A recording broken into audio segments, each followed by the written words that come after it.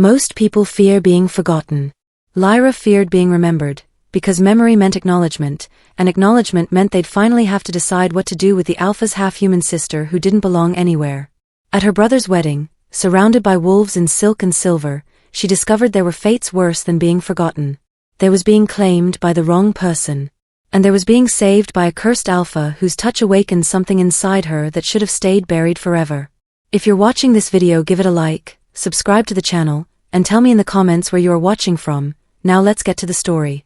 Here's what nobody tells you about being the outsider in your own family. You get very good at reading a room. You learn which corners offer the best shadows, which smiles hide daggers, and exactly how long you can sit alone at a wedding before someone decides to make you the entertainment. Lyra had mastered all of it. What she hadn't mastered was what to do when a legendary, possibly cursed Alpha appeared out of nowhere, took her hand, and whispered words that would change everything. Act like you're with me. She should have said no. Should have pulled away. Should have known better than to trust a stranger with eyes like molten gold and a reputation darker than the shadows he seemed to wear like a second skin. But when you've spent your whole life being invisible, sometimes being seen, even by someone dangerous, feels like finally breathing after years underwater. Lyra spent her life knowing with absolute certainty that her place would never exist, that hoping otherwise was the cruelest lie she could tell herself, and that even her own brother's wedding wouldn't change that truth. It began with the dance.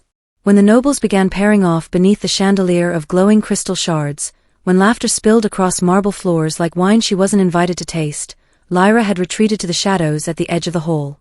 She'd learned long ago that invisibility was safer than rejection.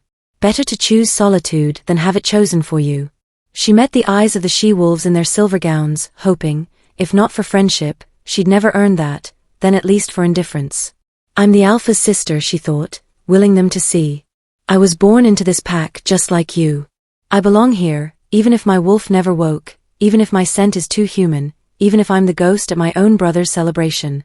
Instead, she found only contempt, sharpened by the cruel whispers that followed her like a second shadow. Their gazes traveled over her plain dress, her unadorned hair, her hands that had never shifted into claws. Perhaps we should find her a place among the servants, one beta lord said, loud enough for half the hall to hear, his smile a blade wrapped in silk. Now that the pack is properly joined, we hardly need reminders of weakness. Laughter rippled through the crowd, some uncomfortable, others openly vicious.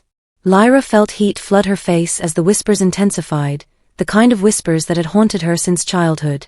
She'd always been different from the others, softer where they were sharp, quiet where they were wild, broken where they were whole. Her mother had told her she was special, had whispered that her time would come, that dormant didn't mean dead. But her mother had vanished when Lyra was still a child, and every reassurance felt like a ghost's promise, beautiful, but ultimately hollow. The moment stretched like a knife against her throat. The Beta Lord stepped closer, his intention clear. He would declare her unclaimed here tonight, in front of everyone. In the Moonveil court, that was permission for any male to challenge for her hand. It was a sentence worse than exile. Then a shadow fell across her table. Act like you're with me, a voice said, smooth as dusk and dangerous as firelight. She looked up, and the stranger's eyes burned gold, unmistakably Alpha. He was tall, dressed in black that seemed to absorb the light around him, and when he extended his hand to her, the hall went silent. Not the comfortable silence of anticipation, but the held breath quiet of shock. Riven Dareth. Even Lyra knew the name. The exiled Alpha of the Ashfang pack, rumored to have lost everything to a moonfire curse 6 years ago. Some called him cursed. Others called him half-beast, half-shadow, a wolf who'd refused to die when he should have. He didn't wait for her answer. His fingers closed around hers, and the contact sent electricity singing through her veins, a current she'd never felt before. Her dormant wolf stirred, actually stirred, for the first time in her life. Dance with me, he murmured, already drawing her to her feet. Unless you'd prefer to let him finish what he started. The Beta Lord retreated, fury and confusion warring on his face. Riven led her onto the floor, one hand at her waist, the other still clasping hers. They moved, and the crowd parted like water around stone. Lyra's heart hammered against her ribs. Why are you doing this? Because, he said quietly, his golden eyes fixed on hers with an intensity that made her breath catch. I know what it feels like to be declared unwanted in a room full of people who should protect you. When the music shifted, when his palm pressed more firmly against hers, light flickered between their skin, silver and faint, but unmistakable. The Moonmark. The ancient bond that marked fated mates. Riven's expression shifted, something like recognition and dread crossing his features. Around them, new whispers ignited. The cursed alpha dances with the ghost girl. Did you see the light? Did you see? Impossible. She has no wolf. She can't have a mark. The song ended. Riven released her hand slowly, as if letting go required effort. His jaw was tight, his eyes shadowed with something that looked like regret. It's safer if we pretend tonight was nothing, he said, his voice barely above a whisper. But fate's already watching, Lyra. And she doesn't forgive those who ignore her twice. He turned and walked away, leaving her standing alone in the center of the dance floor, her palms still tingling where his hand had been, her wolf still humming with an awakening she didn't understand. What Lyra didn't know was that sometimes it takes being saved by a stranger to realize you were never meant to be rescued, you were meant to become something else entirely. That sometimes the worst night of your life plants the seeds for the only future worth fighting for. And as her brother raised his glass to toast his new bride, as the court returned to celebration and forgot her once more, Lyra's gaze drifted to the tall windows overlooking the moonlit gardens. 3 moons hung in the sky tonight, their light cascading silver and gold across the palace grounds. She'd never seen 3 moons before. Didn't even know it was possible. A figure stood in the garden shadows, barely visible through the glass. Dark clothes. Golden eyes that caught the moonlight and threw it back like a challenge. Riven hadn't left. He was waiting. Later that night, unable to sleep, unable to forget the warmth of his hand or the impossible light that had sparked between them, Lyra would slip from her chambers and find him there among the silver trees. He would tell her why he'd intervened. She would show him the mark still glowing faintly on her palm. And together they would begin to understand that this wedding, her brother's celebration, her personal humiliation, the night she'd wanted to disappear forever, had been orchestrated by something far older and more deliberate than either of them realized.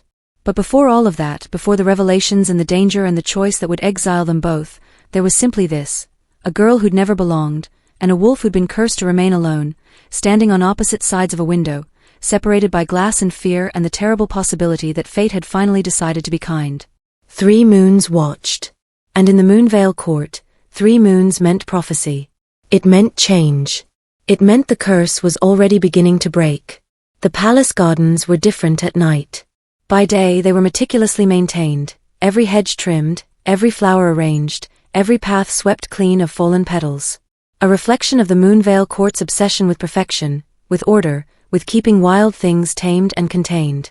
But at night, the gardens remembered what they'd been before the palace was built. The silver trees hummed with old magic. The moonflowers opened their throats to drink starlight. And the shadows grew deeper, more honest, no longer pretending to be decorative. Lyra moved through them like a ghost, her bare feet silent on the cool stone paths. She'd shed the plain dress from the wedding, trading it for a simple nightgown and the heavy cloak she'd learned to wear like armor against the court's cold shoulders. Sleep had been impossible. Every time she closed her eyes, she felt the warmth of Riven's hand, saw the impossible silver light that had sparked between their palms, heard the whispers that had followed her from the hall like hungry wolves. The cursed alpha and the ghost girl. Did you see the mark? She has no wolf. It has to be a trick. She should have stayed in her chambers. Should have pulled the covers over her head and pretended tonight had never happened. Should have known better than to go looking for a man who'd made it clear their dance meant nothing. But Lyra had spent 18 years doing what she should. Playing small. Staying quiet. Accepting her place at the edges of her own life. And she was so desperately tired of it. The fountain at the garden's heart came into view, a sculpture of 3 wolves frozen mid-howl, water streaming from their open mouths into a basin carved with lunar phases. The sound of falling water should have masked his presence. It didn't. I was wondering if you'd come, Riven said from the shadows beneath the silver trees.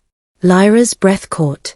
He emerged into the moonlight slowly, and she saw him properly for the first time without the crowd, without the music, without the performance they'd both been forced into.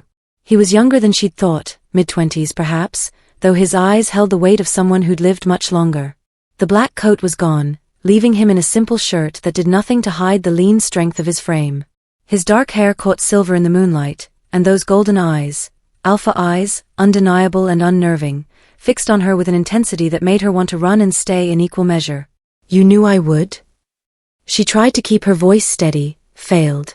Hoped. He moved closer, each step deliberate, giving her space to retreat if she wanted. People who've been invisible as long as we have, we recognize each other. And we don't ignore it when someone finally sees us. Is that why you helped me tonight? The question came out sharper than intended. Because you felt sorry for the ghost girl? Something flickered across his expression, not offense, but understanding. I helped you because I know what it feels like to stand in a room full of people who should protect you and realize you're utterly alone. Because I've been where you were, Lyra, and I remember exactly how it feels when someone decides you're prey instead of pack. He stopped a few feet away, close enough that she could see the tension in his jaw, the shadows under his eyes that spoke of sleepless nights and burdens carried alone. That beta lord Torvin, he was about to declare you unmated, Riven continued, his voice dropping lower. Do you know what that means in the Moonveil court? Lyra wrapped her arms around herself, suddenly cold despite the mild night. It means I'm unclaimed. Available. It means you're unprotected. Riven's hands curled into fists at his sides. It's a legal loophole that lets any male challenge for your hand. No consent required. No refusal permitted. Once you're declared unmated in front of witnesses, you become property to be claimed by whoever proves themselves strongest. The garden seemed to tilt around her. But I'm the Alpha's sister. Which means exactly nothing if your Alpha doesn't defend you. Riven's words were brutal in their honesty. Your brother was too busy celebrating his own union to notice you were seconds away from being bartered off to whichever noble wanted to secure a connection to his bloodline. It would have destroyed you, Lyra. This court devours the lonely. She wanted to argue. Wanted to defend Chiron, to insist her brother would have intervened if he'd noticed. But the words died in her throat because she knew, had always known, that her brother's protection extended only as far as his attention, and his attention had never reached her. So you saved me. Her voice came out smaller than she'd intended. I delayed the inevitable, Riven corrected gently. Unless. He trailed off, and Lyra followed his gaze to her hand. The same hand he'd held during their dance. In the moonlight, the faint silver lines were visible, delicate as frost, beautiful as broken glass, impossible as everything else about this night. The Moonmark. It's still there, she breathed, turning her palm toward the light. The lines formed an intricate pattern, something between a constellation and a brand, pulsing faintly with each beat of her heart. Riven held up his own hand, and her breath stopped entirely. The same mark gleamed on his palm, golden instead of silver, but unmistakably identical in design. Do you know what this is? He asked quietly. The Moonmark. Everyone knew the legends, even humans. The sign of fated mates. When two wolves are destined, she stopped, reality crashing over her like cold water. But I don't have a wolf. I'm human-born. I shouldn't be able to bear a mark at all. No, Riven agreed, his golden eyes intense. You shouldn't. The Moonmark only appears between two wolves whose souls recognize each other. It's the rarest of bonds, the deepest connection our kind can form. And it's supposed to be impossible for someone without a wolf. Then it's a mistake. Relief and disappointment warred in her chest. Some kind of magical anomaly from the three moons. Look at me, Lyra. She did. And what she saw in his expression wasn't confusion or denial. It was certainty, dark and absolute. Fate doesn't make mistakes, he said softly. She makes cruel jokes, plays games with lives she has no right to touch, but she doesn't mark two people by accident. He flexed his fingers, the golden lines shimmering. The moment I touched your hand tonight, I felt it. The pull. The recognition. My wolf knows yours, even if yours is sleeping. But why? The question tore from her. Why would fate bond me to anyone when I'm only half of what I should be? Riven's laugh was bitter. Because fate is vicious. She bonded you to me, a cursed alpha who can't afford a mate, who loses himself every full moon, who spent 6 years keeping everyone at a distance to protect them from what I become. He stepped closer, and she could see the anguish in his eyes now. Don't you see? You're the person I can't have. And I'm the one thing you've always wanted, someone who sees you, who claims you, who makes you belong. It's the perfect trap. The words should have scared her. Should have sent her running back to the safety of her chambers, back to the familiar pain of invisibility. Instead, they made her angry. "You don't get to decide what I want," she said, her voice finding strength. "You don't get to tell me this is a trap and walk away like you're protecting me. I've been protected my whole life, Riven. Protected from disappointment, from hope, from ever believing I could have what others take for granted. And all that protection did was leave me alone." She held up her marked palm, the silver lines bright against her skin. "So if this is fate being cruel, if this is some cosmic joke, then at least it's mine. At least for once, I'm part of something instead of watching from the outside." Riven stared at her, something like wonder breaking through the shadows on his face. "You have no idea what you're saying. What this could cost you. Then tell me." She closed the distance between them, reckless and tired of being careful. "Tell me about the curse. Tell me why an alpha as powerful as you spends 6 years in exile. Tell me what you're so afraid I'll become if I let myself hope for this." For a long moment, he said nothing. Then he turned toward the fountain, his shoulders tight with tension. "6 years ago I had everything," he began, his voice rough. "A pack. A territory. A future. And I had pride, the kind of arrogant certainty that comes from never having lost anything that mattered." He paused, gathering himself. "There was a witch at our borders.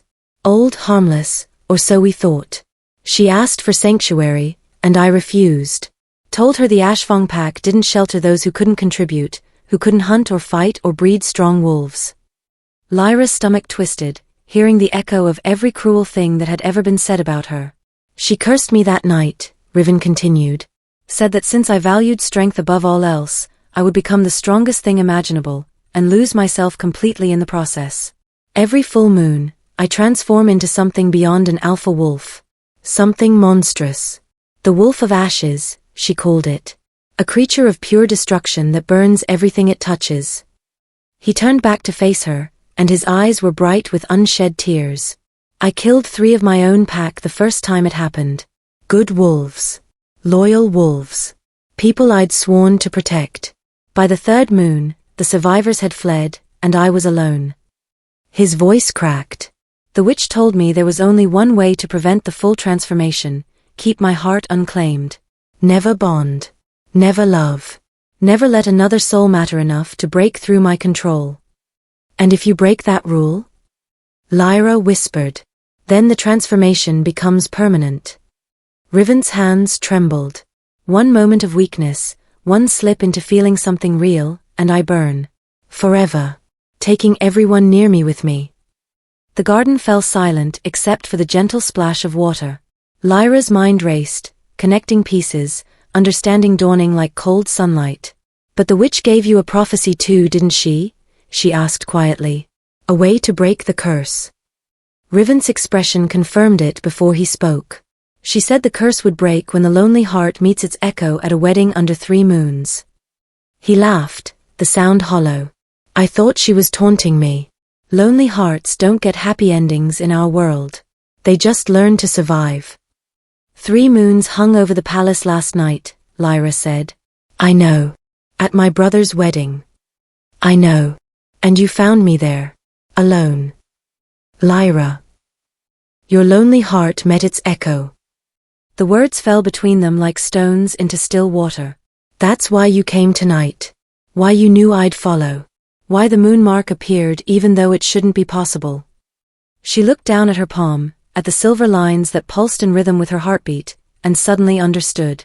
This wasn't a mark of what she was. It was a mark of what she could become. "The curse sleeps in her blood," she murmured, the words rising from somewhere deep in her memory. Riven went very still. "What did you say?" "I don't know. I just—" Lyra pressed her free hand to her temple, reaching for the memory. "My mother. Before she disappeared. She used to say strange things, things I didn't understand." The memory crystallized, sharp and vivid. She'd been maybe 5 or 6, small enough to curl in her mother's lap during a storm. Lightning had split the sky, and Lyra had been afraid, crying about the thunder. Her mother had held her close, rocking gently, whispering words meant to soothe. "Hush, little wolf. The storm can't hurt you. The curse sleeps in your blood, but it dreams of silver. When the time comes, when the fire finds you, you'll know what to do. You'll know how to break what was never meant to last. At the time, Lyra had thought it was just a lullaby, nonsense words to chase away nightmares. Now, standing in the moonlit garden with a marked palm and a cursed alpha staring at her like she'd spoken prophecy, those words felt like the key to everything. The curse sleeps in her blood, she repeated, meeting Riven's gaze. My mother said it. The night before she vanished. The color drained from Riven's face. When did your mother disappear? 12 years ago. I was 6. The old wound ached. She went into the forest one night and never came back. My brother searched for weeks, but... She trailed off, the familiar ending too painful to voice. 12 years ago, Riven said slowly, his voice strange, I was still young, not yet alpha. But I remember hearing about a human woman who sought out the Ashfong territories. She was looking for the witch who lived at our borders. His eyes widened. The same witch who cursed me 6 years later. The world seemed to tilt. My mother knew the witch. Lyra, I heard that exact phrase, the curse sleeps in her blood, from the witch herself. Riven closed the distance between them, gripping her shoulders gently. When she cursed me, when she told me the prophecy about the lonely heart and the wedding, she said one more thing. She said the echo I'd meet would carry the answer in her blood, that the curse had been waiting in her line for generations, sleeping until the right moment. That's impossible. Is it? Riven's grip tightened, not painful but urgent. You're human-born, but you bear the Moonmark. Your mother spoke of curses sleeping in blood and then vanished seeking a witch. And here you are, at a wedding under 3 moons, marked as my fated mate when you shouldn't be able to bear any mark at all. His golden eyes burned. Nothing about you is impossible, Lyra. You're exactly what she prophesied. Then what am I? The question came out broken. If I'm not just human, if there's something sleeping in my blood, what does that make me? I don't know yet. Riven's voice softened. But I know what you're not. You're not weak. You're not broken. And you're sure as hell not invisible anymore. Lyra's throat tightened with emotion she couldn't name. For 18 years, she believed she was incomplete, a half-thing that didn't belong anywhere. And now this stranger, this cursed exiled alpha who had every reason to push her away, was telling her that maybe she'd been something else all along. Something waiting to wake up. The witch's prophecy, she said carefully. When the lonely heart meets its echo. Does that mean the curse breaks? Or does it mean something else happens? Riven's expression turned guarded. She wasn't specific. Just that the meeting would change everything.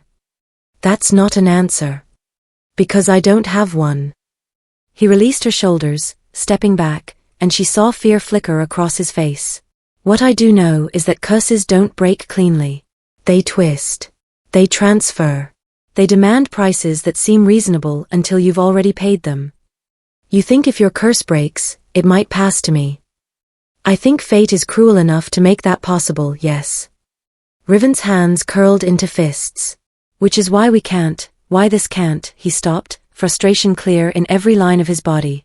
The safest thing would be to walk away. Pretend tonight never happened. Let the Moonmark fade and forget we ever felt the pull. Can it fade? Lyra looked at her palm. Can we actually choose to ignore this? No, Riven admitted, his voice rough. Once the mark appears, it's permanent. But we can choose not to act on it. We can keep our distance, prevent the bond from deepening into something that triggers the curse's conditions. Live the rest of our lives marked for each other, but staying apart.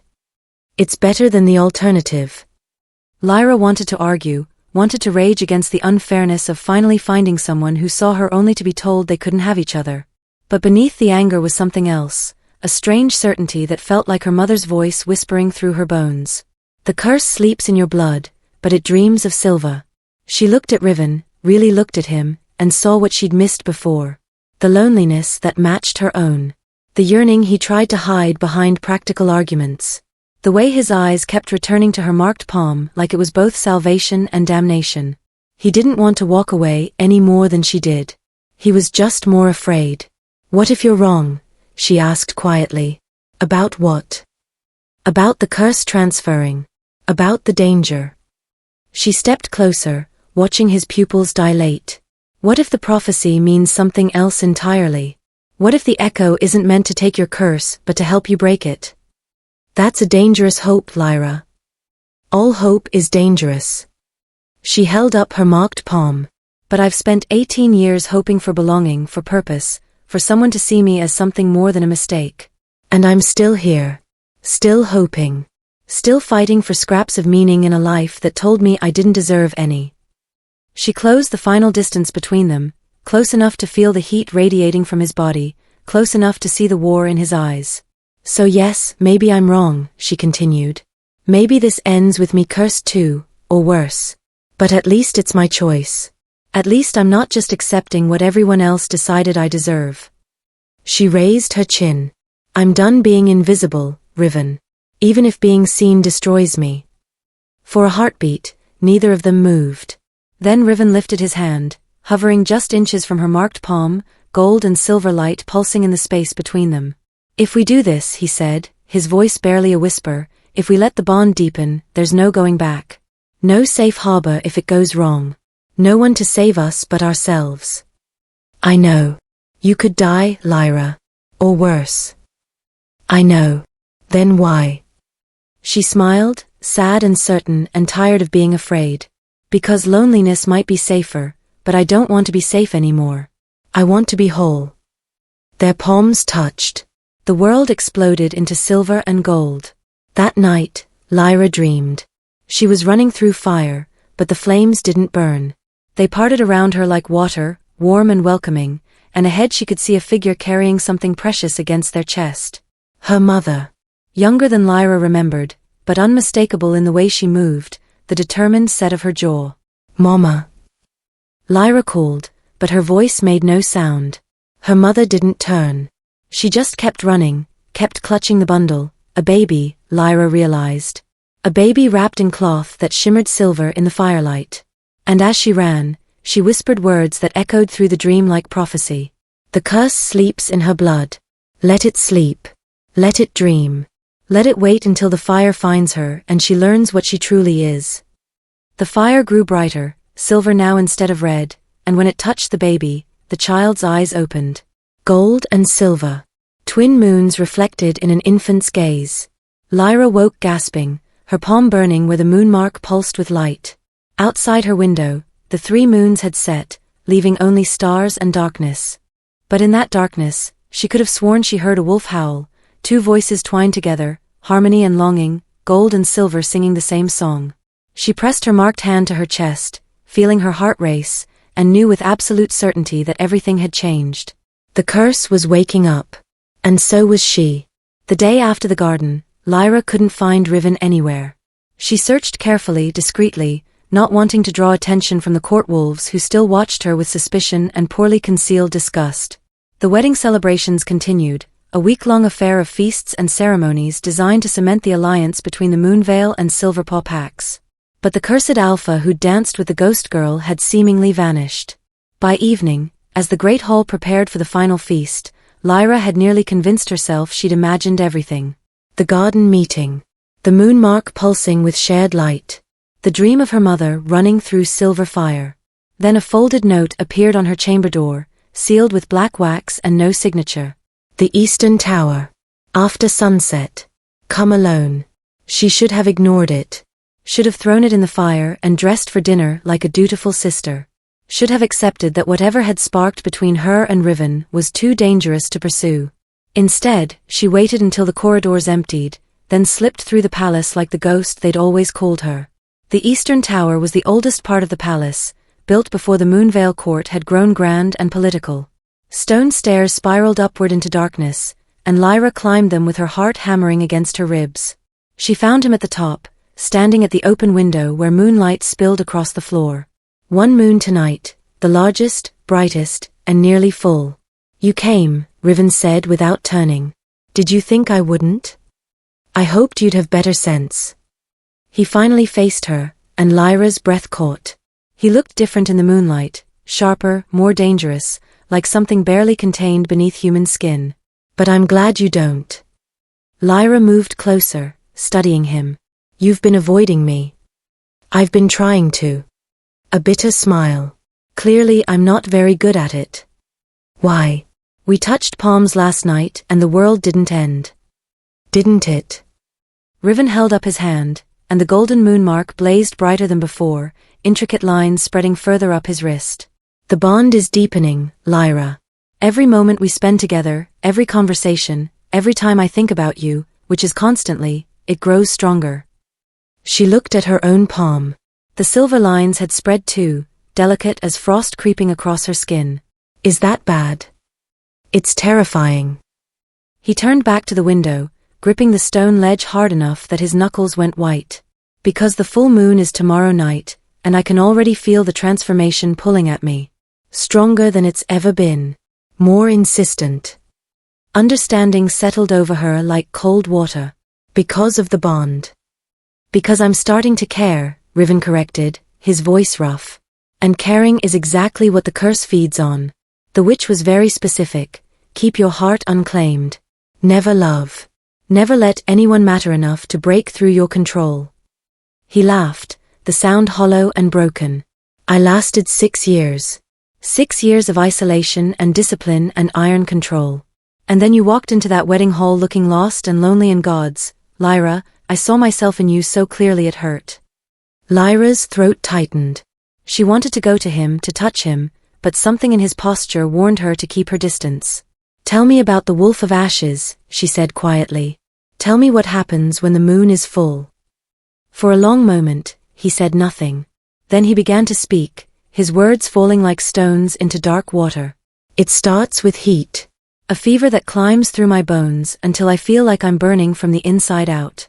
Then comes the rage, not at anything specific, just pure mindless fury at everything that exists. His shoulders tensed. The transformation itself is agony. Not like a normal shift, where you flow from one form to another. This is violent. Destructive. Like my body is tearing itself apart and remaking itself into something that was never meant to exist. And when it's complete? I'm not there anymore. Riven's voice dropped to barely a whisper.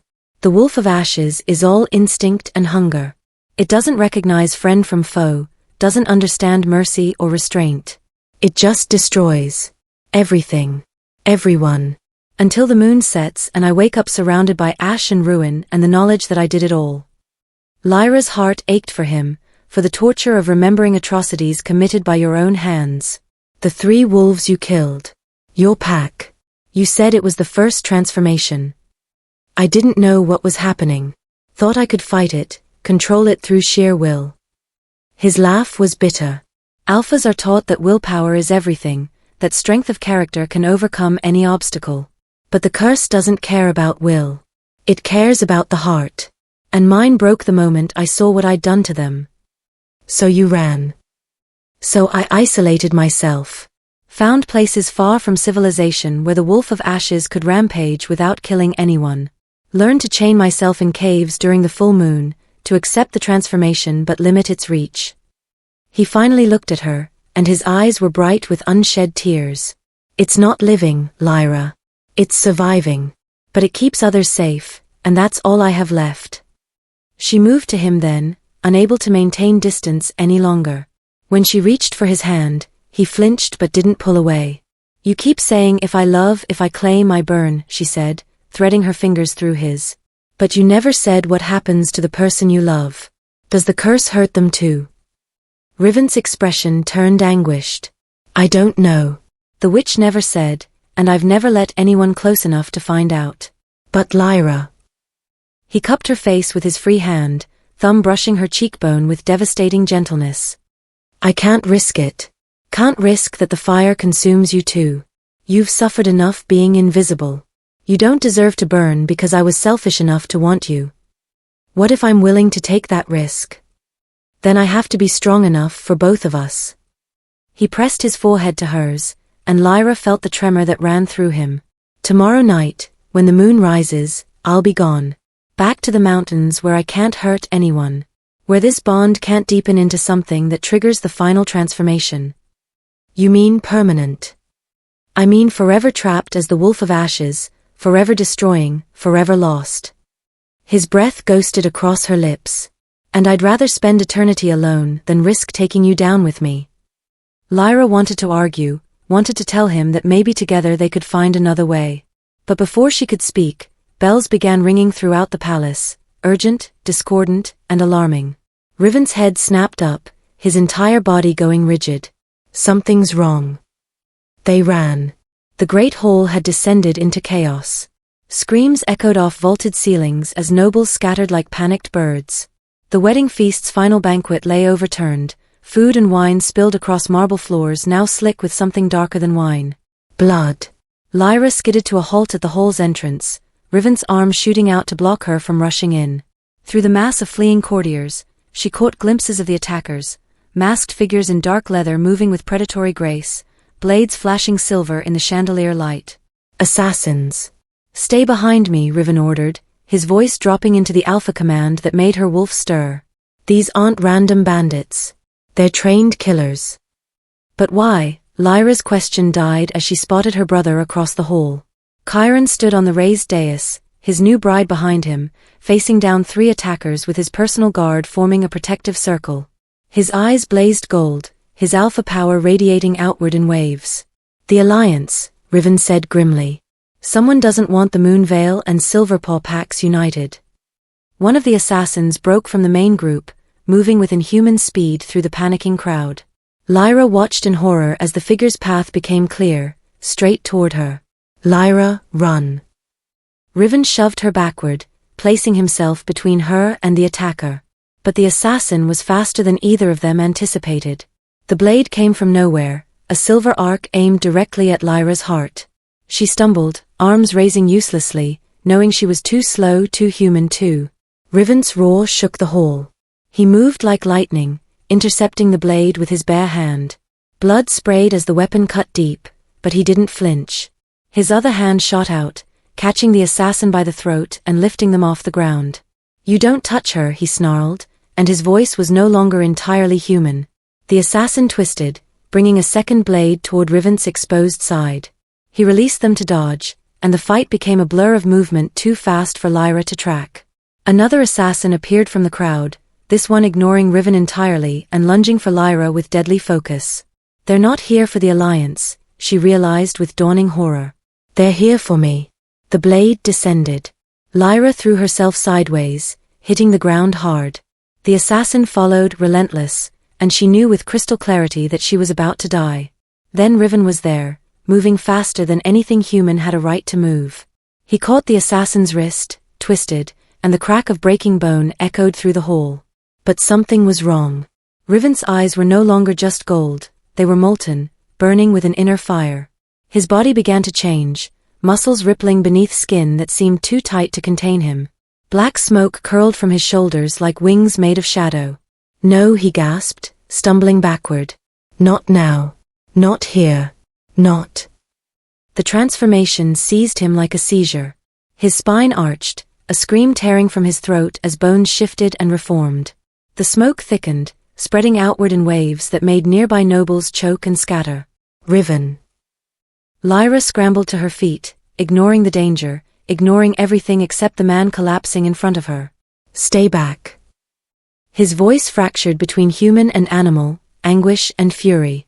I can't, I'm losing. Fire erupted across his skin, not red but black shot through with veins of gold.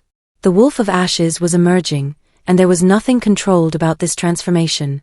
It was violent, chaotic, a force of nature ripping through the veneer of civilization. The remaining assassins fled. Smart of them. But Lyra didn't run. She watched as Riven's human form struggled against the beast clawing its way out, watched the curse that had haunted him for 6 years finally claiming its victory. He protected me, she thought, understanding flooding through her. He broke his own rule. Let himself care enough to act on instinct. And now he's paying the price. The wolf emerging from the flames was massive, easily twice the size of a normal alpha, with fur the color of smoke and ash. Its eyes burned like coals, and when it opened its jaws, flames licked between teeth sharp as razors.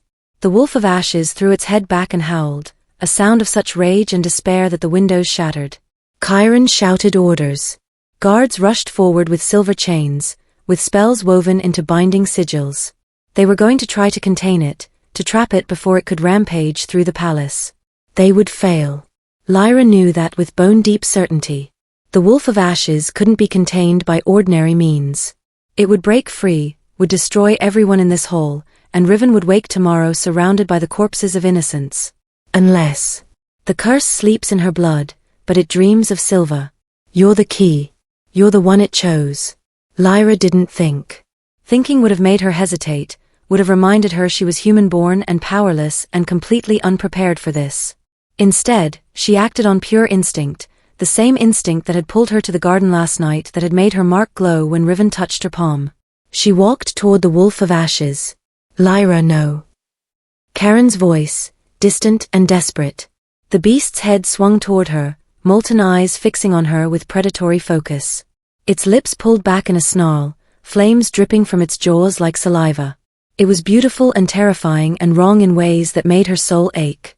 But beneath the monster, she could still feel him. Riven. Trapped inside his own curse, screaming silently for someone to save him. I see you, Lyra whispered, raising her mocked palm.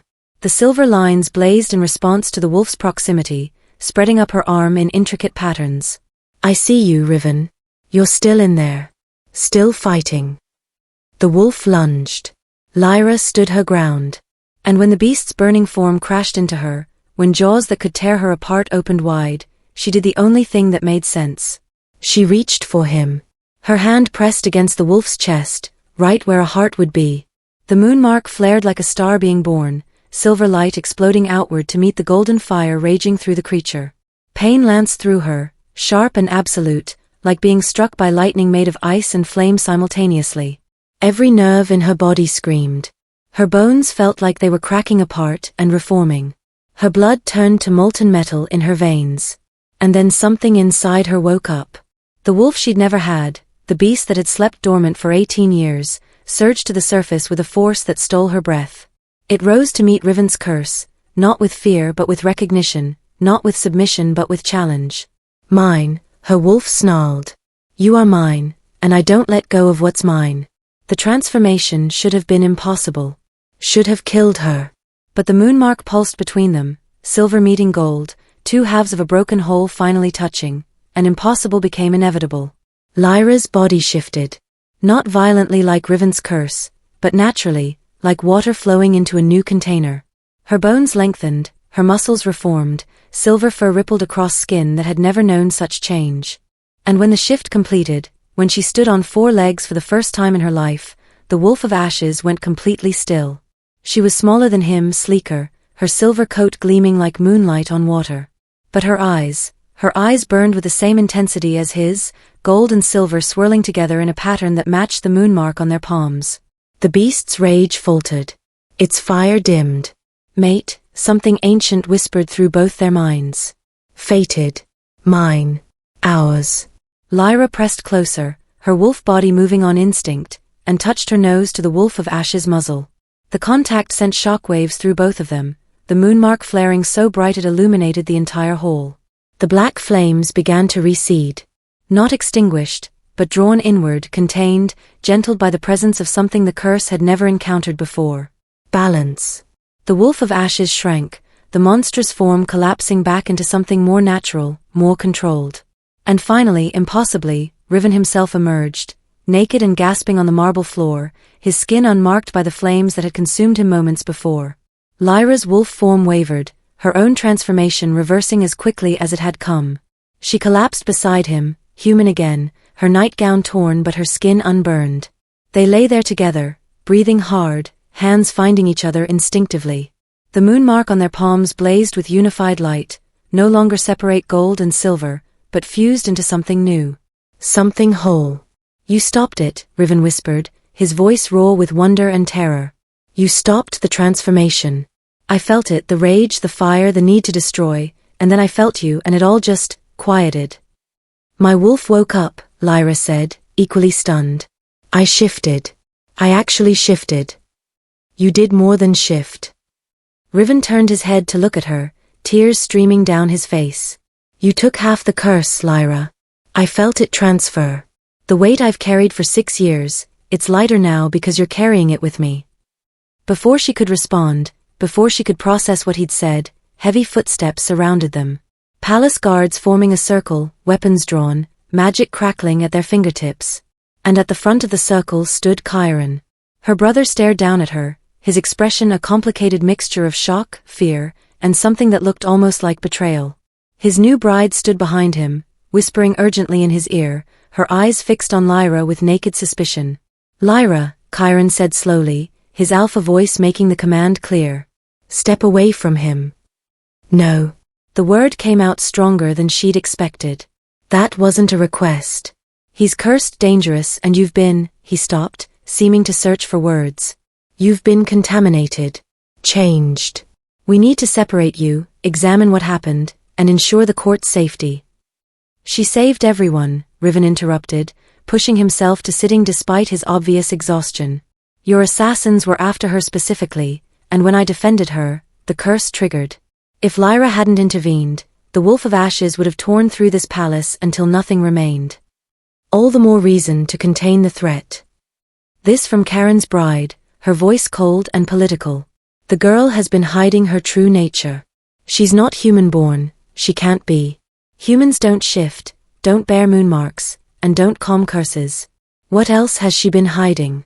What else is she capable of?" Lyra's stomach dropped as understanding dawned. They weren't grateful she'd stopped the rampage. They were afraid of what she'd become. "Brother, please," she began. "Don't call me that." Charon's words cut like knives. "I don't know what you are, but my sister was human. Weak. Powerless." His eyes, once warm when he bothered to look at her at all, now held only fear.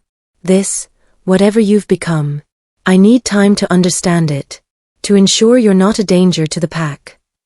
So you're going to imprison me?" Lyra's voice came out flat, dead. "I'm going to protect my people." Chiron gestured, and guards moved forward. "Take her to the southern tower. Seal the door with binding spells. No visitors until the council has met and determined the appropriate response." "You can't," Riven tried to stand, but more guards surrounded him, silver chains in hand. "And you," Chiron continued, his voice hard as iron, "are exiled from Moonveil territory effective immediately. You brought danger to my court, endangered my sister, and violated sacred hospitality. Be grateful I don't execute you where you stand." The chains fell across Riven's wrists, spelled silver that burned against his skin. He didn't fight, just looked at Lyra with eyes full of anguish and apology. "I'm sorry," he mouthed. Then they were being dragged in opposite directions, Lyra toward imprisonment, Riven toward exile, the moonmark on their palms still burning with shared light even as distance grew between them. Lyra didn't struggle. Didn't scream or beg or make any of the desperate pleas crowding her throat. She just watched Riven disappear through the hall's shattered entrance, watched her brother turn away without a second glance, and felt the familiar cold of isolation settle over her like a burial shroud. She'd been invisible for 18 years. Now she was visible, powerful, marked by fate itself. And somehow, that made her more alone than ever. The tower door slammed shut behind her, magic sealing it with a finality that echoed through her bones. Through the narrow window, she could see the full moon rising, bright and cold and utterly indifferent to the lives it had just torn apart. Somewhere in the distance, a wolf howled. Gold or silver, she couldn't tell. Maybe it didn't matter anymore. The southern tower had one window. Lyra pressed her forehead against the cold glass, watching the forest beyond the palace walls turn silver under the setting sun. Somewhere out there, Riven was being escorted to the border by armed guards. Somewhere out there, her brother was signing an exile order without a second thought. And here she stood, locked away like the ghost she'd always been. Except now she wore chains forged from fear instead of indifference. The moonmark on her palm pulsed with steady rhythm, a heartbeat that wasn't entirely her own. She could feel him through it, distant but present. Fear, pain, resignation, and beneath it all, a deep, aching sorrow that mirrored her own. "I'm sorry," he kept thinking, the words bleeding through their connection. "I'm so sorry I dragged you into this." Lyra closed her eyes, letting tears fall freely. The tower door was sealed with binding spells strong enough to contain an alpha. The window was too high to jump from without breaking every bone in her body. She was trapped, powerless despite the wolf that now slept inside her chest. Or was she? The thought came quietly, insidiously. Her wolf stirred in response, stretching like something waking from a long sleep. The creature that had been dormant for 18 years, that had surged to life when Riven needed her most. "You're not human anymore," her wolf whispered. "You're not weak. Not powerless. Not trapped unless you choose to be." Lyra opened her eyes, looking down at her hands. The moonmark had spread since the transformation, delicate silver lines now climbing past her wrist, curling around her forearm in patterns that seemed to shift when she wasn't looking directly at them. She thought about Riven's words in the garden, "Act like you're with me." She thought about the way he'd thrown himself between her and death without hesitation. She thought about the wolf of ashes going still the moment she touched him, the curse quieting in the presence of something it had never expected to encounter. Balance. Completion. Mate. The word resonated through her bones, ancient and undeniable. Lyra walked to the tower door and pressed her marked palm against the wood. The binding spells flared, pushing back against her touch with force designed to keep supernatural beings contained. But she wasn't just supernatural anymore. She was marked by fate itself. The silver lines on her skin began to glow, responding to her will for the first time. She felt the magic inside her rising, not wild or uncontrolled, but purposeful. Deliberate. Her wolf knew what to do even if her human mind didn't. The binding spells cracked. Not shattered, she wasn't strong enough for that yet. But weakened, their structure compromised by power they hadn't been designed to contain. The Moonmark wasn't pack magic or witchcraft or any conventional power. It was something older, something that existed before wolves learned to make laws and bind their own kind. Lyra pushed harder, and the door groaned. Then swung open. She stood in the corridor, breathing hard, half expecting guards to come running. But the tower was isolated by design, built for prisoners the pack wanted to forget. No one would check on her until morning. By then, she'd be long gone. The stables were empty when Lyra arrived, most of the horses claimed by nobles fleeing the assassination attempt. She found a grey mare with kind eyes, one of the gentler mounts used for pleasure rides rather than war. "Sorry," she whispered, swinging herself onto the horse's bare back. "But I need you tonight." The mare seemed to understand, or perhaps she simply sensed Lyra's desperation. Either way, she moved willingly as Lyra guided her toward the servants' exit, a small gate in the palace wall that was guarded but not sealed with magic. The single guard stationed there looked up in surprise as Lyra approached. Recognition flickered across his face, followed by confusion. "Lady Lyra? You shouldn't be," the Alpha ordered. "I know what my brother ordered." She met his eyes steadily, and something in her gaze made him step back. "But I'm not asking permission. I'm leaving. You can try to stop me, or you can let me pass and tell Chiron you never saw me." The guard hesitated, his hand moving toward the alarm bell. Then his eyes dropped to her palm, to the moonmark blazing silver in the twilight, and his expression changed. "The old stories," he breathed. "The fated bond. I thought they were just myths to tell cubs." "So did I." Lyra's voice softened. "Please. Someone I care about is being exiled for protecting me. I need to find him before it's too late." The god studied her for a long moment. Then slowly, he opened the gate. "I never saw you," he said quietly. "The night watch must have missed you in all the chaos." "It happens." Lyra wanted to thank him, wanted to say something profound, but time was running out. She just nodded and urged the mare through the gate, into the forest beyond. The moment she crossed the boundary, the world shifted. The trees here were different from the cultivated gardens, wild and ancient, their trunks twisted into shapes that suggested faces watching from the shadows. Silver moss hung from branches like curtains of moonlight, and the air hummed with magic old enough to have forgotten its own name. The Moonveil forest had always been forbidden to her. Too dangerous for a human girl, Chiron had said. Too easy to get lost and never find your way back. But now, as Lyra rode deeper into the trees, she felt anything but lost. The moonmark on her palm pulsed like a compass, pulling her in a specific direction. Toward him. Always toward him. East, her wolf whispered. He's east, near the border stones. The mare moved faster, as if she too could sense the urgency. Branches whipped past Lyra's face, catching in her hair, but she didn't slow down. Around her, the forest seemed to wake, animals pausing to watch her pass, birds taking flight in silver clouds, the trees themselves bending slightly as if bowing to something they recognized. She was marked now. Changed. The forest knew it even if she didn't fully understand it yet. After what felt like hours but was probably only minutes, Lyra burst into a clearing and pulled the mare to a halt. The border stones stood in a circle, ancient markers carved with pact symbols and binding wards. And in the center of that circle, bathed in the light of the rising full moon, Riven knelt on the ground. He wasn't alone. Palace guards surrounded him, silver chains binding his wrists and ankles. But they kept their distance, their faces pale with fear, their hands shaking on their weapons. Because Riven was changing. Not fully, not yet. But his body trembled with barely contained power, black smoke curling from his skin, his eyes flickering between gold and molten fire. The curse was fighting to complete what it had started in the Great Hole, and only his iron will kept it from consuming him entirely. Stay back, one of the guards shouted when he saw Lyra. The Alpha ordered no contact. The Alpha can go to hell. Lyra slid from the mare and walked toward the circle with purpose that surprised even herself. Lyra, no. Riven's voice was strangled, caught between human and beast. You need to, gods, you need to run. I can't hold it much longer. The moon is rising and I'm too weak and you're here and I can feel you and it's making everything worse. She stepped over the border stones, into the circle. The guards shouted. Someone grabbed for her arm. But the moment her foot touched the ground inside the boundary, power exploded outward from the Moonmark. Silver light cascaded across the clearing, bright enough to make the guards stumble back, shielding their eyes.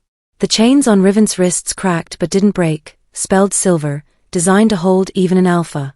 But they weren't designed to hold a fated bond. You're not doing this alone, Lyra said, walking toward him despite the smoke and heat and danger. Not anymore. Whatever happens next, we face it together. You don't understand. Riven looked up at her, and his face was twisted with anguish. If I complete the transformation, if I become the wolf of ashes fully, I'll destroy everything. Everyone. The curse doesn't discriminate, doesn't recognize love or loyalty or, his words cut off as another wave of pain hit him, his spine arching. I'll kill you, Lyra. I'll tear you apart and not even remember doing it afterward. Then don't let it win. She dropped to her knees in front of him, ignoring the heat radiating from his skin. You told me the curse feeds on isolation, on hearts kept unclaimed. What if that's the weakness? What if the way to break it isn't to push everyone away, but to finally let someone in? That's not how curses work. You don't know that. Lyra reached for his face, cupping his jaw despite the smoke, despite the fire starting to lick across his shoulders. The witch said if you love, you burn. But maybe burning together is different from burning alone. Maybe. Maybe you'll die trying to save me. Riven caught her wrists, holding her away even as everything in him strained toward her touch. And I can't live with that. I've killed too many people already, destroyed too many lives. I won't add yours to the list. You asked me to act like I was with you, Lyra said softly, remembering the garden, the dance, the moment before everything changed. Maybe I still am. Maybe I want to be. Maybe that terrifies me as much as this curse terrifies you, but I'm here anyway because some things are worth the fear. The moon crested the treeline, full and bright and merciless. Riven threw his head back and screamed. The transformation seized him completely this time, no longer held at bay by will or chains or desperation. His body began to change, bones cracking and reforming, human skin giving way to smoke-dark fur. The wolf of ashes was coming, and nothing could stop it. Nothing except the impossible. Lyra didn't think. Thinking was what had kept her invisible for 18 years, what had taught her to accept loneliness as her natural state. Instead, she acted on pure instinct, the same instinct that had woken her dormant wolf, that had let her touch a monster and see the man inside. She placed her hand directly over Riven's heart. The Moonmark flared between them, silver and gold colliding in an explosion of light that turned the clearing bright as day. Pain lanced through both of them, not physical but spiritual, like their souls were being torn apart and rewoven together. Lyra felt the curse for the first time. Really felt it. It was alive. Hungry. A parasitic thing that had burrowed into Riven's soul and fed on his isolation, his guilt, and his conviction that he deserved to suffer alone. It had grown fat over 6 years, strong enough to override his will, powerful enough to transform him into a weapon of pure destruction. But it had never encountered resistance like this before. Her wolf rose to meet it, silver light blazing bright enough to hurt. Not attacking, she wasn't strong enough for that. But interfering. Getting between the curse and its host, disrupting the connection that had seemed unbreakable. Mine, her wolf snarled at the curse. You don't get him. Not all of him. Not anymore. The curse recoiled, confused. It was designed to consume one soul, to feed on singular isolation. It didn't know how to handle two souls intertwined, how to burn one without burning both. And in that moment of hesitation, something shifted. Lyra felt it like a physical thing, the curse moving, flowing, searching for a new host since the old one was no longer truly alone. It pressed against her wolf, testing, probing, and looking for weakness. Her wolf didn't retreat. Instead, with a calm that terrified Lyra's human mind, it opened. No. Riven's scream was both human and beast, anguished and desperate. Lyra, don't you dare. Too late. The curse poured into her like black water filling an empty vessel. Not all of it, the connection to Riven was too strong to completely sever. But enough. More than half. The weight he'd carried for 6 years splitting between them, becoming something they bore together. The pain was indescribable. Lyra's body seized, every nerve ending on fire, every cell screaming as the curse tried to transform her the way it had transformed Riven. Her wolf fought it, her human consciousness fought it, but the curse was ancient and powerful and hungry. For a terrible moment, she felt herself fragmenting, human and wolf and curse all warring for control, none of them strong enough to claim victory, all of them tearing her apart in the struggle. Then Riven's hands found hers, marked palms pressing together, and the Moonmark exploded. Not with light this time. With something else. Something that felt like recognition, like coming home, like two pieces of a broken whole finally clicking into place. The curse and the bond collided. And instead of destroying each other, they merged. Lyra felt the transformation complete, but it was nothing like what Riven had described. There was no rage, no mindless fury, no loss of self. Just a strange sense of expansion, of her consciousness stretching to encompass something larger than herself. When she opened her eyes, the world had changed. Colors were sharper. Sounds were clearer. She could hear the guards' heartbeats from across the clearing, smell fear, sweat and magic and the subtle scent that was uniquely Riven. Her body felt different too, stronger, faster, humming with power that had nowhere to go. But she was still herself. Still Lyra. Still human enough to think and choose and be. The curse had transferred, but it hadn't consumed her. Because she wasn't alone in carrying it. Because the Moonmark had bound them together in ways even the witch who'd cast the original curse couldn't have anticipated. Across from her, Riven collapsed. The chains shattered as the curse's hold on him broke completely. His transformation reversed, the wolf of ashes retreating, leaving him gasping on the ground in his human form. Unmarked. Unburned. The black smoke that had clung to him for 6 years simply, gone. No, he whispered, staring at her with horror. No, Lyra, what did you do? What did you? I balanced it. Her voice came out strange, layered with something that wasn't quite her wolf but wasn't quite the curse either. You were right, it feeds on isolation, on singular souls bearing singular burdens. But we're not singular anymore. We're bonded. The word came from one of the guards, his voice filled with awe and terror in equal measure. Truly bonded. Not just marked but merged. I've never seen. Lyra looked down at herself, expecting to see her body changed, monstrous, consumed by the curse that had tortured Riven for so long. Instead, she saw her own skin glowing with soft silver light. The Moonmark had spread, no longer just on her palms but tracing delicate patterns up both arms, across her collarbone, probably down her spine though she couldn't see it. Where Riven's mark had been gold, hers was pure silver. Where his had burned with fire, hers shimmered with moonlight. But beneath the beauty, she could feel it. The curse, coiled inside her chest like a sleeping serpent. Not gone. Not defeated. Just changed. Shared. Split between them through a bond that ran deeper than magic. It didn't end, she whispered, meeting Riven's eyes across the clearing. Gold to silver, shadow to light, curse to cure. It changed. We changed it. You took it from me. Riven pushed himself to sitting, his whole body trembling. I'm free of the transformation and you, God's Lyra, you're carrying it now. We're carrying it.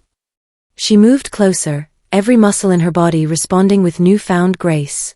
Not me alone. Not you alone. Both of us, together. Can't you feel it? She held out her hand, marked palm up. Riven stared at it like it might burn him. Then slowly, he raised his own. When their palms touched, the moonmark blazed, no longer separate colors but fused into something new. Silver and gold spiraling together, creating patterns that shifted and changed with each heartbeat. Through the connection, Lyra felt him. Not just emotions but everything. His relief at being free of the curse's constant weight. His terror at what it might do to her. His love, desperate and denied and so powerful it made her breath catch. And he could feel her too. She knew he could. Her determination. Her choice. Her absolute refusal to let him suffer alone anymore. The next full moon, one of the guards said quietly, what happens then? Will she transform? Will it split between you? I don't know, Riven admitted, his voice raw. The curse has never been shared before. Never been carried by a fated bond. We're in completely unknown territory. Lyra smiled despite everything, despite the curse coiled in her chest and the uncertain future and the fact that her brother would probably try to imprison them both when he learned what she'd done. Good, she said. I've spent my whole life being invisible, being powerless, being trapped in known territory. Maybe unknown is exactly what I need. Riven stared at her, and slowly, impossibly, he smiled back. It was small and broken and beautiful. You're insane, he whispered. Probably.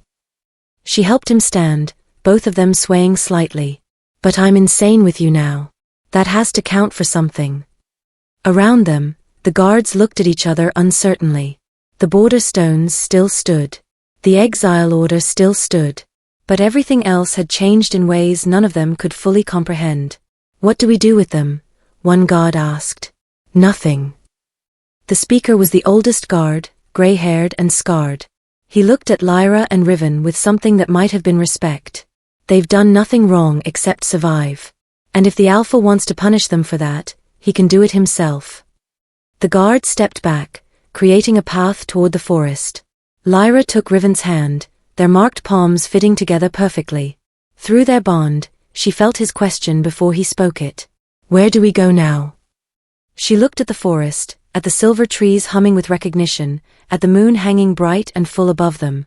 The curse still lived inside her, waiting. The next transformation was coming, inevitable. Everything was uncertain and terrifying and completely unprecedented. But she wasn't alone. And neither was he. Somewhere the unknown doesn't scare us, Lyra said. Somewhere we can learn what we've become. Together. Riven squeezed her hand, and through their bond, she felt his answer like a physical warmth spreading through her chest. Together, he agreed. Whatever comes next, we face it together. They walked into the forest hand in hand, marked by fate and bound by choice, carrying a curse that had been meant to destroy one soul but had instead forged two into something stronger. Behind them, the guards watched until they disappeared into the silver trees. Above them, the moon watched, cold and bright. And inside Lyra's chest, the curse stirred. Not with hunger. With curiosity. As if it too wanted to know what would happen when two souls loved enough to break fate itself. Lyra woke in a cell that smelled of silver and sorrow. Not the southern tower this time. Somewhere deeper, colder, carved from stone that predated the palace itself. The kind of place where the Moonveil pact sent prisoners they wanted forgotten, or those awaiting sentences worse than death. She pushed herself to sitting, and pain lanced through her neck. When she reached up, her fingers found raised skin, a mark that hadn't been there before, still tender and hot to the touch. The sigil of exile. Through the small window set high in the wall, she could see both moons rising, the silver and the pale blue, their dual light casting strange shadows across her cell. 3 days had passed since the forest. 3 days since she'd taken half of Riven's curse and changed everything. 3 days since the guards had found them at dawn, sleeping beneath the silver trees with their hands still clasped together, and dragged them back to face judgment. The last time she'd seen Riven, he'd been fighting 6 guards at once, screaming her name as they pulled her away. Then something had struck the back of her head, and she'd woken here. Alone. Marked for exile before she'd even stood trial. "Can you feel me?" she thought, pressing her marked palm against the cold stone wall. "Are you there?" The Moonmark pulsed weakly, but there was no response. Either Riven was too far away, or something was blocking their connection. Lyra's wolf stirred restlessly inside her chest, and beneath it, the curse coiled like a sleeping serpent. Waiting for the next full moon. Waiting to see what would happen when it tried to transform a body that had never been meant to carry it. She didn't have to wait long to learn her fate. The cell door opened with a groan of ancient hinges, and 2 guards entered, not the young ones from the border, but older wolves, their faces carved from stone and duty. "On your feet," one commanded. "The council has convened." Lyra stood slowly, her body aching. "What about Riven? Where is he?" "The cursed Alpha is not your concern." The second guard produced silver chains, spelled to suppress supernatural abilities. "Hold out your wrists." She wanted to refuse, wanted to fight, but what would be the point? She'd already been marked. Already condemned. The trial was just ceremony, a formality to satisfy pact law before they cast her out. The chains clicked into place, cold and heavy. As the guards led her from the cell, Lyra caught her reflection in a polished shield hanging on the wall. She barely recognized herself. The girl who'd attended her brother's wedding had been pale, invisible, forgettable. The woman in the reflection had silver light glowing beneath her skin, moonmark patterns spiraling up both arms, and eyes that flickered between human hazel and wolf gold. Even chained and condemned, she looked powerful. Dangerous. No wonder they feared her. The Hall of Judgment was older than the palace itself, a circular chamber carved from black stone, its domed ceiling painted with constellations that seemed to move in the moonlight streaming through stained glass windows. Each window depicted one of the 12 great pacts, their symbols rendered in colored glass that cast rainbow shadows across the floor. The Moonveil Pact's window, a crescent moon cradled in silver branches, dominated the eastern wall. Below it sat the council. 12 alphas, representing the most powerful families in the territory. They wore formal robes in shades of silver and blue, their moonmarks visible on their palms as they rested hands on the judgment stone, an ancient altar said to reject lies and reveal truth. And at the center, elevated above the rest, sat Chiron. Her brother looked older than he had at his wedding. Tired. Lines of stress carved deep around his eyes, and his jaw was set with grim determination. His new bride sat beside him, her hand on his arm, whispering something Lyra couldn't hear. Charon's eyes met hers as the guards led her to the center of the circle, and for just a moment, she saw something that might have been regret. Then it was gone, replaced by the Alpha's mask, cold, impartial, absolute. Lyra of the Moonveil Pact, his voice echoed through the hall, formal and distant. You stand accused of harboring forbidden magic, of bonding with a cursed wolf, and of endangering this pact through actions that violated both law and sense. How do you answer? Lyra looked at the 12 alphas staring down at her, judging her. She saw fear in their eyes and suspicion, and the kind of absolute certainty that came from never having been invisible, never having been powerless, never having learned that strength could look like something other than dominance. Guilty, she said clearly. Of all of it. I bonded with Riven by choice. I took his curse willingly.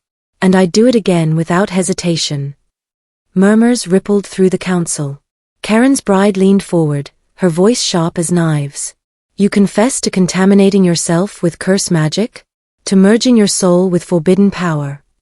She turned to the other alphas. There's no question of guilt. The only question is severity of punishment. She saved this hall, one of the younger alphas interjected, a woman with kind eyes and white-streaked hair. When the Wolf of Ashes emerged, she stopped it. Prevented a massacre. Surely that counts for something. She stopped it by becoming it, another alpha countered. The curse hasn't been destroyed, merely transferred. Shared. And we have no idea what will happen when the next full moon rises. Will she transform? Will both of them? Will the curse spread like a plague to anyone they touch? I won't transform like Riven did, Lyra said, though she had no way of knowing if that was true. The curse changed when we bonded. It's not the same. You don't know that. Charon's voice cut through her explanation like a blade. None of us know what you've become, sister. That's precisely the problem. The word sister sounded wrong in his mouth now. Distant. Like he was trying to remember what the relationship had meant before she'd become something he feared. The law is clear, Karen's bride continued, standing to address the council. Those who carry curse magic must be exiled beyond the Frostveil Mountains, where their corruption cannot spread to the innocent. The sigil has already been placed. All that remains is to pass formal judgment. There's been no formal trial, the white-haired Alpha protested. No presentation of evidence, no. She confessed. Another Alpha slammed his hand on the judgment stone. What more evidence do we need? She admits to everything. The argument escalated, voices rising, but Lyra barely heard it. Through the marked palm pressed against her chest, the only comfort the chains allowed, she felt something. A pulse. Faint but growing stronger. Riven. He was coming. The vote, Chiron said, his voice cutting through the chaos. All in favor of exile beyond the Frostveil Mountains, where Lyra will live out her days in isolation, separated from pack and kin, sentenced to carry her curse alone where it cannot harm others. You can't, Lyra started, but a guard's hand on her shoulder silenced her. One by one, the Alphas raised their hands. Even the white-haired woman, though she did it with tears in her eyes. Even the younger Alphas who'd looked uncertain. All of them. Until only Chiron remained. He stared at Lyra, and she stared back, searching for any trace of the brother who'd once snuck her sweets from the kitchen when she'd been sent to bed without supper for failing to shift on command. The brother who'd promised to protect her, always. Slowly, his hand rose. The council has spoken, he said, and his voice was empty. Lyra of Moonveil is hereby exiled. At dawn, she will be escorted to the Frostveil Pass and sealed beyond it. The sigil will ensure she cannot return. This is... The stained glass window exploded inward. Glass rained down like falling stars, blue and silver and gold, as a massive shadow crashed through the Moonveil pact symbol, shattering the crescent moon into 1,000 glittering pieces. Riven landed in the center of the hall in his human form, naked and bleeding from dozens of cuts, his body smoking from whatever binding spells he'd broken to reach this place. His eyes blazed pure gold, and his hands were burned black from tearing through spelled silver. No, he growled, his alpha power rolling through the chamber like thunder. This sentence is void. Guards rushed forward. Riven moved faster, taking down 3 before they could draw weapons. His movements were brutal, efficient, the kind of violence that came from 6 years of isolation and nothing left to lose. Stand down. Chiron commanded, his own alpha power rising to meet Riven's. You have no authority here, cursed wolf. No right to interfere. I have every right. Riven's voice was raw, feral, barely human. Blood ran down his face from a cut above his eye, but he didn't seem to notice. She is mine. My mate. My bond. You cannot exile her without exiling me, and I do not recognize your authority to condemn what the moon itself has chosen. The moon chose nothing, Karen's bride spat. The Moonmark is a myth, a story told to cubs. What you have is a curse bond, a corruption. Call it what you want. Riven's eyes found Lyra across the hall, and the connection between them flared to life, bright enough that several alphas gasped. I don't care about your laws or your fears or your desperate need to control what you don't understand. I care about her. And I will burn this entire hall to ash before I let you take her from me. You're outnumbered, another alpha said, though his voice shook. Outmatched. 1 wolf against 12, with guards. I'm not 1 wolf. Riven smiled, and it was terrifying. I'm the wolf of ashes. Or I was. And even without that curse, even weakened and wounded and half dead, I'm still an alpha. Still strong enough to make you bleed for what you're trying to do. He took a step toward Lyra. The guards moved to block him. And Riven's power exploded outward in a wave that knocked everyone in the hall back 3 steps. Everyone except Lyra. There is one law you cannot violate, Riven said into the shocked silence. One right that predates your councils and your modern sensibilities. The alpha right of claim, last invoked in the Dawn Age, when bonds were sacred and love was stronger than law. Karen's face went pale. That right was abolished. Forbidden. No alpha has invoked it in 500 years, Riven finished. I know. I've spent the last 3 days in your archives, reading every law, every precedent, every ancient text I could find. And the right of claim was never abolished. Just forgotten. Buried beneath centuries of newer laws because it was too powerful, too absolute, too willing to put individual bonds above pack hierarchy. He reached Lyra despite the guards, despite the chains, despite everything trying to keep them apart. His burned hands found her face, tilting it up so their eyes met. The law is simple, he said softly, though his voice carried through the hall. An alpha may claim another as their bonded mate, binding their life to that person's life, their fate to that person's fate, against any law or judgment. The claim supersedes exile, supersedes execution, supersedes even pack allegiance. Because the moon may bind packs, his moonmark flared gold against her silver, but she never commanded love. You can't, Chiron whispered. Riven, if you do this, you'll be exiled too. Cast out from every pack, hunted as rogue wolves, with nowhere to belong. I've been alone for 6 years, Riven said. I've been hunted, feared, and cast out from everything I ever knew. And none of it hurt as much as watching them put that sigil on her neck and knowing I might lose her.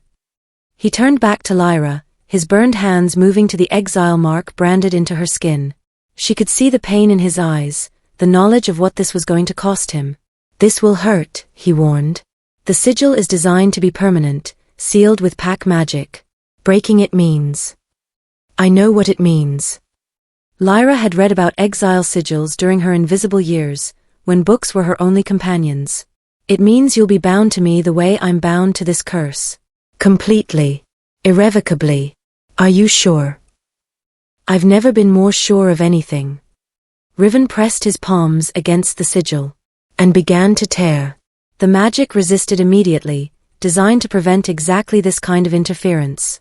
Silver light flared, burning into Riven's already damaged hands, and he screamed but didn't let go. The exile mark glowed brighter, hotter, fighting to remain anchored in Lyra's skin. Through their bond, Lyra felt his pain as if it were her own, flesh burning, magic tearing, every nerve ending on fire. She wanted to tell him to stop, that it wasn't worth this, that she'd accept exile if it meant he didn't have to suffer. But she could feel his determination too. His absolute refusal to let her go. His love, blazing brighter than any curse or law or consequence. I claim you, Riven gasped out the ritual words through gritted teeth. Lyra of Moonveil, I claim you as my mate, my bond, my fate. Where you go, I follow. What you carry, I carry. Your exile is my exile. Your curse is my curse.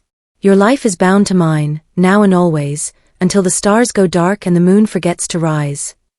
The moonmark on both their palms exploded with light, silver and gold merging into something new, something that had no name in any modern language. And the exile sigil shattered.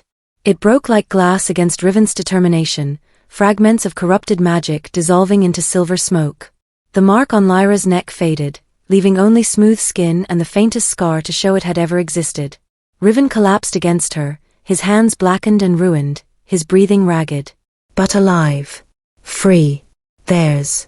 The right is claimed, the white-haired alpha whispered, her voice filled with awe. The bond is sealed. They're beyond our law now. They're rogues, Charon's bride snarled. Hunt them. Kill them before. No. Charon's voice was quiet, but it carried absolute authority. The alpha right of claim has been invoked and accepted. They are beyond our jurisdiction. He looked at Lyra, and his eyes were filled with something that might have been grief. But they are also exiled by choice. They have no pack, no protection, no. We don't need protection, Lyra said, holding Riven upright despite the chains still binding her wrists. We have each other. That's more than enough. She felt her wolf rising, responding to the bond, to the claim, to the absolute certainty burning through both of them. The chains began to crack, not from external force but from the power building inside her, the curse and the bond and her own awakened strength combining into something the spelled silver couldn't contain. Stop them, someone shouted. Too late. Lyra's transformation came like lightning, faster than thought, faster than fear. One moment she stood on 2 legs, the next she ran on 4. Her silver wolf form was smaller than an alpha's, leaner, but her eyes blazed with power that made several guards stumble back. Beside her, Riven shifted too. Not into the wolf of ashes, that curse was broken, divided, changed into something new. But into his true form, the alpha wolf he'd been before corruption and isolation. Shadow dark fur, gold eyes that reflected moonlight, strong enough to fight but choosing instead to run. They moved as one toward the shattered window, toward freedom, toward an uncertain future that terrified and thrilled in equal measure. Archers, Chiron commanded. Bring them down before. But the white-haired alpha was faster, her power surging outward to interfere with the guard's aim. Let them go, she said firmly. The right has been claimed. Interfering now would violate laws older than any of us. Lyra and Riven leaped through the broken window together, glass shards glittering around them like falling stars. They hit the ground running, their wolves moving in perfect synchronization, the bond between them singing with shared purpose. Behind them, the council's howls split the night, rage and fear and condemnation echoing across the palace grounds. Ahead, the Frostveil Mountains rose against the horizon, their peaks sharp as knives against the twin moons. And between, the wild forest stretched endless and free, silver trees welcoming two wolves who'd chosen each other over everything their world demanded. Where do we go?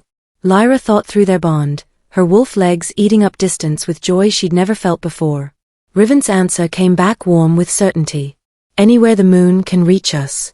Everywhere they can't follow. Together. Together, she agreed, and the word felt like a promise, a prayer, a revolution.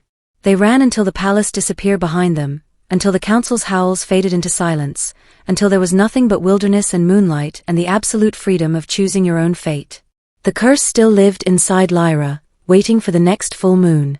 The exile was real, cutting them off from pack and family and everything they'd known. The future was uncertain, dangerous, filled with challenges neither of them could predict. But they ran anyway. Two wolves marked by fate, bound by choice, defying the moon itself. And somewhere in the sky above, the twin moons watched with ancient eyes that might have been amused. After all, love had always been the strongest magic. Even when, especially when, it was forbidden. The Frostveil Mountains lived up to their name. Beyond the final peaks of Moonveil territory, winter reigned eternal, a landscape of ice and stone where frost clung to everything like silver lace and the wind sang songs of ancient solitude. It was beautiful in the way that deadly things often were, and it had kept the exiled and the unwanted hidden for centuries. It was here that Lyra and Riven found sanctuary. They discovered the settlement on their third day beyond the border, half dead from cold and exhaustion. Riven's burned hands had become infected, fever making him stumble as he ran. Lyra had taken too much of the curse's weight during their escape, and her body was learning to carry power it hadn't been designed for. They'd collapsed together in a snowdrift, certain they would freeze, when the torches appeared through the blizzard. Easy, a voice said, rough, careful, female. We mean no harm to those who flee the packs. Lyra had tried to rise, to defend Riven, but her wolf form wouldn't obey. Through blurring vision, she saw a woman with scars crossing her face and eyes that glowed amber instead of gold. Behind her, others emerged from the storm, wolves who walked upright despite the moon being dark, people whose forms flickered between human and beast, children with moon marks in colors that shouldn't exist. Exiles. Half-breeds. Cursed wolves. The forgotten and the forbidden. They'd found their people. The settlement had no formal name, just the haven, spoken like a prayer by those who'd found refuge there. It sprawled across a sheltered valley where hot springs kept the worst of the cold at bay, built from stone and salvaged wood and sheer determination. Maybe 200 souls called it home, each one carrying a story of rejection, fear or transformation that the established packs couldn't accept. The scarred woman introduced herself as Maven, leader by default rather than ambition. We have no alphas here, she explained as her people carried Riven and Lyra to the healing house. No hierarchy, no councils, no laws except one, harm none who seek peace. You're welcome to stay as long as you need. Or forever, if that's what you choose. Lyra wanted to ask questions, to understand how this place had survived hidden from pack territories, but exhaustion pulled her under before she could form words. She woke 3 days later to find Riven sleeping beside her pallet, his bandaged hands carefully arranged across his chest. The infection had broken, Maven told her. He would heal, though the scars would be permanent. He didn't leave your side, Maven added, her scarred face softening. Even when the fever had him. Even when we tried to separate you for treatment. He kept reaching for you, calling your name. Through their bond, which had grown stronger, clearer, like light through crystal. Lyra could feel Riven's dreams. He was running through silver forests, searching for her, terror giving way to relief as he found her hand and held tight. I'm here, she thought at him. I'm safe. We both are. His dreams calmed. His breathing deepened. And Lyra let herself relax for the first time since the trial, surrounded by people who understood what it meant to be different, dangerous, defiant. Recovery took weeks. Riven's hands healed slowly, the burned skin rebuilding itself with patterns that looked almost like new moon marks, silver white against his darker skin, a permanent reminder of what he'd sacrificed for her. He hated them at first, frustrated by how long simple tasks took, how the scarred tissue wouldn't bend quite right. They're beautiful, Lyra told him one morning, tracing the patterns with gentle fingers. Like proof that love can leave marks deeper than any curse. They're ugly, he countered, but his voice was soft, his eyes on her face. And I'd do it again. Burn them worse. Tear down that entire hole if it meant keeping you. She kissed his ruined palms, and felt him shiver. Lyra's own recovery was more complicated. The curse had changed inside her, no longer the violent, consuming thing that had transformed Riven into the wolf of ashes, but something stranger. Quieter. It moved through her veins like mercury, adapting, learning, becoming part of her rather than something separate. The first time it manifested, she was helping Maven tend to a young wolf who'd arrived at the haven half-mad with pain. He'd been cursed by a witch for trespassing in sacred territory, his body slowly turning to stone from the inside out. Lyra had touched his hand to offer comfort, and felt the curse recognize something familiar. Something it could understand. Without thinking, she'd pulled. The darkness had flowed from him into her, not all of it, but enough to halt the transformation, to give him time to heal. It burned as it entered her bloodstream, but her own curse rose to meet it, absorbing the new magic like water into sand. The young wolf gasped, color returning to his graying skin. What did you do? Lyra stared at her hands, watching silver light pulse beneath the skin. I don't know. But Maven did. Maven, who'd seen cursed wolves in various states for decades, who'd learned to read magic the way others read weather patterns. You're a conduit, she said, wonder in her scarred face. The curse changed you, gave you the ability to draw darkness from others. Not destroy it, that's beyond any of us, but redirect it, absorb it, transform it into something less harmful. Is that even possible? Riven demanded, protective instinct flaring. Won't it kill her eventually? There's only so much curse magic a body can hold. Not if she learns to release it properly. Maven looked between them, understanding dawning. The bond you share, it works both ways, doesn't it? She can pull curses from others, and you can help her burn them clean. Two halves of a whole. Darkness and light. Curse and cure. They'd tested the theory carefully over the following weeks. Lyra would draw small amounts of cursed magic from the afflicted, and Riven would help her channel it out through their bond, dispersing it safely into the earth where it could dissipate naturally. It wasn't perfect.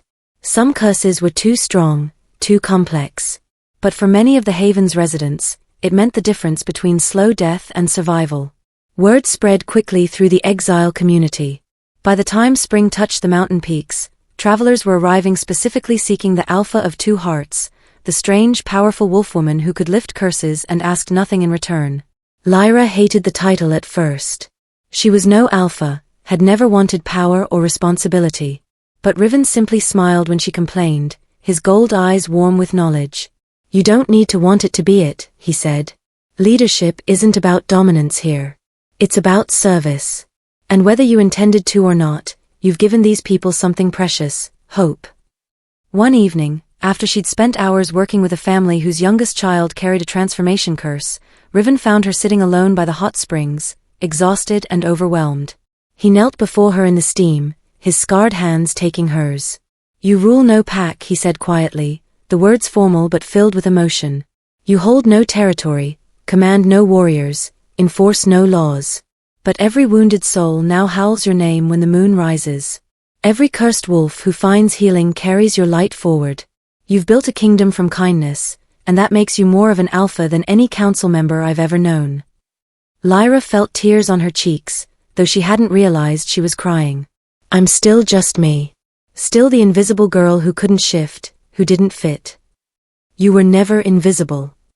Riven's voice was fierce. You were waiting, gathering strength, becoming exactly who you needed to be to survive what was coming. He pressed his forehead to hers, their moonmarks pulsing in harmony. And I am honored beyond words to stand beside you. She kissed him then, tasting salt and certainty, feeling the bond between them sing with shared purpose. Around them, the steam rose in silver spirals, carrying their truth up toward the stars. The legend began that summer. Travelers from the south brought stories, two wolves whose love had silenced an ancient curse, who defied the moon's own laws and survived. Some claimed they'd died in the escape, star-crossed and tragic. Others insisted they'd been hunted down by vengeful pacts, made examples of. But the exiles knew better. They'd seen the alpha of two hearts drawing poison from the cursed. They'd watched her mate burn away the darkness she collected, his gold-eyed wolf running circles around her silver form as magic dispersed harmlessly into earth and air. They'd witnessed two souls so perfectly balanced that even the most cynical exile had started to believe in things like destiny and fate. And they'd noticed something strange about the moon. On certain nights, usually when Lyra and Riven hunted together in the mountains, their wolves moving as one beneath the stars, the moon would display 3 rings instead of 1. Silver, shadow, and gold, concentric circles of light that seemed to follow the running wolves across the sky. The first time Maven saw it, she'd wept. It's a blessing, she whispered. Recognition from the moon herself. She's claiming them, protecting them, showing anyone who looks up that love can be stronger than law. The story spread with the persistence of wildfire. Within months, exiles across the territories were watching for the triple rings, taking them as a sign that the alphas of two hearts were watching over the lost and forgotten. Some pacts dismissed it as superstition. Others forbade speaking of it, afraid the legend would inspire their own members to defy traditional bonds. But the cursed and the exiled and the desperate whispered it like prayer. When the moon shows 3 rings, the wild kingdom is near. The alphas of two hearts will shelter you. You are not alone. Autumn came to the Frostvale Mountains in shades of fire and gold. Lyra stood on the highest peak, her silver wolf form silhouetted against the setting sun, and looked out across the territory that had become home. Below, the haven sprawled warm and welcoming, smoke rising from cooking fires, children playing in the square, wolves in various forms moving peacefully among the buildings. Riven climbed the peak to join her, his shadow-dark wolf pressing against her silver side. Through their bond, she felt his contentment, his joy, his absolute certainty that they'd made the right choice. Do you ever regret it? She asked. Leaving everything? Becoming exiles? His answer came back instantly, warm as sunlight. I regret the years before you. The loneliness. The curse.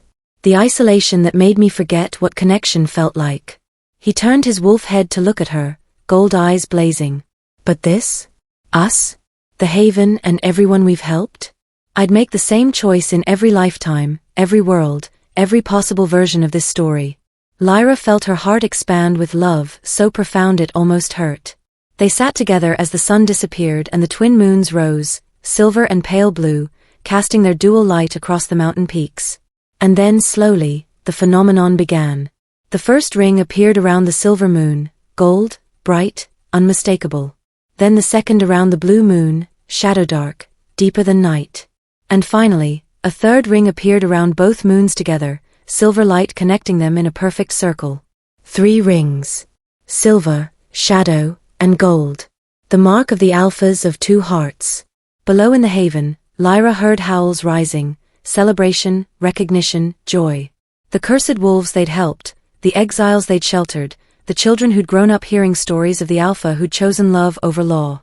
All of them howling at the triple-ringed moons, their voices carrying gratitude and hope into the night. They're howling for us, Riven said, wonder in his mental voice. No, Lyra corrected gently. They're howling for themselves. For the proof that being different doesn't mean being broken. That curses can be transformed. That love is stronger than any law. She shifted back to human form, not caring about the cold, needing to speak these words aloud where the wind could carry them. Riven shifted beside her, his scarred hands finding hers in the moonlight. The moon once cursed us for loving across its law, Lyra said, looking up at the triple rings painting the sky. Her voice was steady, certain, filled with the quiet power of someone who'd found their truth and refused to let it go. But if loneliness was the price for finding you, If every year of being invisible and powerless and forgotten was necessary to bring me to this moment, I'd pay it again in every life. Riven pulled her close, his warmth chasing away the mountain cold. The moon doesn't curse, he said softly. It reveals. Shows us who we truly are beneath the masks we wear for others. And who am I? Lyra asked, though she already knew the answer. The alpha of two hearts. The curse breaker. The wolf who chose her own fate. He kissed her forehead, her cheeks, her lips. And mine. Always mine, as I am yours. The moonlight spilled across the snow around them, not silver alone, but gold and shadow mixed together, three colors that shouldn't blend but did. The light seemed to pulse with warmth, with approval, with something that felt remarkably like blessing. Not a judgment, Lyra thought, watching the colors dance across the frost. But a recognition. The moon had always known what the pacts refused to accept, that strength came in forms beyond dominance, that power could be gentle, that the ones who survived were often those who'd learned to transform their wounds into wisdom. She'd been invisible once, powerless and forgotten. Now she stood on a mountain peak, marked by fate and choice and love, with a kingdom of exiles who called her alpha and a mate who'd burned his hands to save her. The story would spread farther. The legend would grow. And somewhere in the established pacts, there would be other invisible wolves, other half-breeds, other cursed souls, other hearts that beat out of rhythm with pack law, who would look up at the triple-ringed moon and dare to hope. Dare to believe that they too could choose their own fate. Dare to run toward freedom instead of shrinking from fear. And when they arrived at the Frostvale Mountains, exhausted and desperate and afraid, they would find the haven waiting. They would find the alpha of two hearts, who'd learned to transform curses into light. They would find shelter, healing, acceptance. They would find home. Lyra and Riven stood together on the peak as the night deepened, two wolves who defied the moon and survived, their bond singing between them like music only they could hear. Below, the haven glowed warm against the cold. Above, the triple rings blessed the sky. And in the space between earth and stars, two hearts beat as one, proving that love, messy, complicated, world-changing love, would always be the strongest magic. Even when it was forbidden. Especially when it was forbidden. Because the things worth having were never easy. And the bonds worth keeping were always worth fighting for.